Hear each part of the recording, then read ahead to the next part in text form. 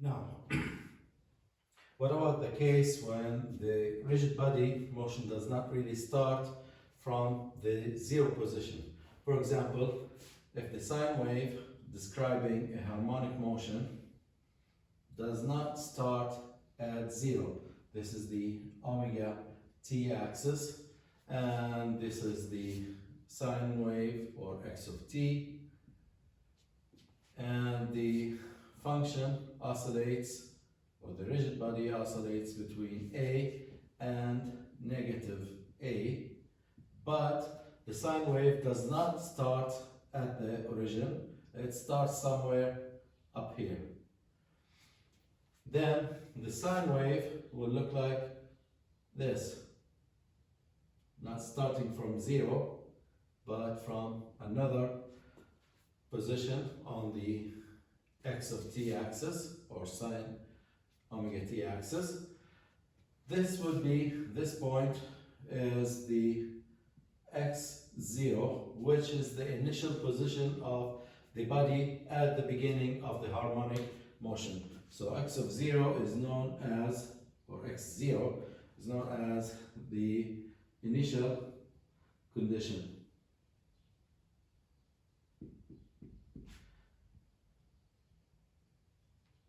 The initial condition of the harmonic motion. Now, if I extend the sine wave backwards in time to the omega t axis, where the sine wave is 0, then this angle right here between these two lines, phi,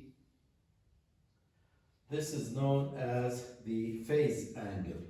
Phi is the phase angle.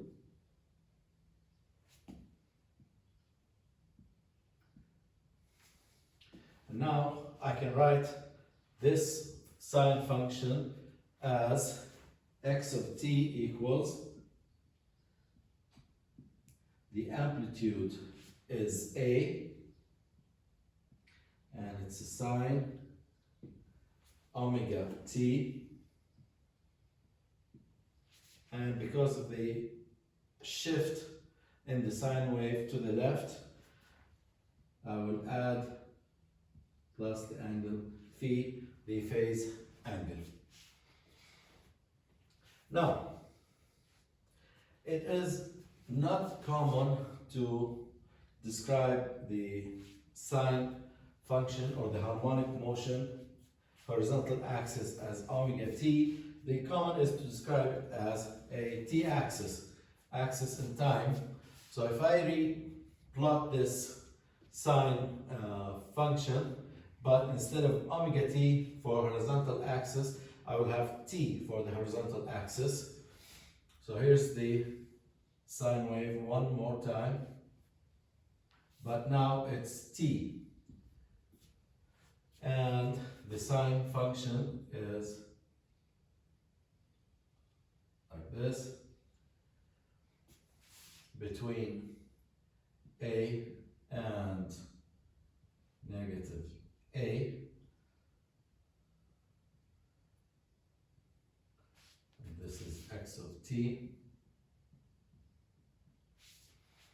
Now, to convert this omega t to t, I will have to divide the axis by omega, which makes this phase angle phi to become phi divided by omega.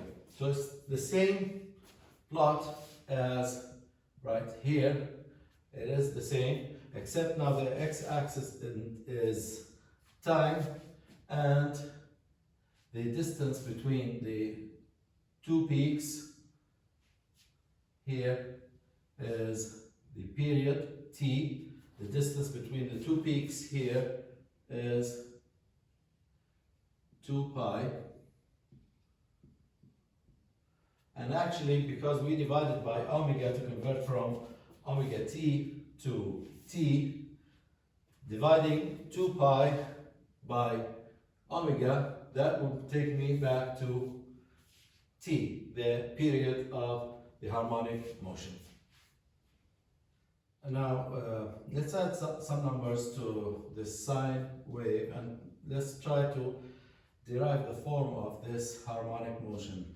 For example, if this point is 4 seconds and this is 9 seconds, then I know that this distance is 5 seconds, which makes this point right here, this point, at -1 second. So it's 5 every 0. Now, let's say that the amplitude is 7 and -7. Then this sine wave can be written as x of t equals the amplitude 7 sine omega t plus the phase angle phi. Now, to determine omega, let's first determine the period of oscillation, c equals. In this case, this sine wave repeats itself every 10 seconds, right here. Starts at -1, goes to 9, and if you continue, it will go to 19. So the period is 10 seconds, which makes omega, the frequency, which is 2 pi over t, become pi over 5 radians per second. The phase angle phi over omega from this plot is -1.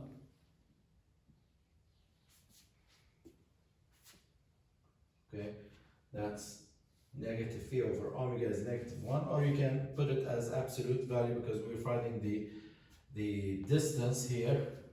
So if phi over omega is 1, that makes phi equals omega,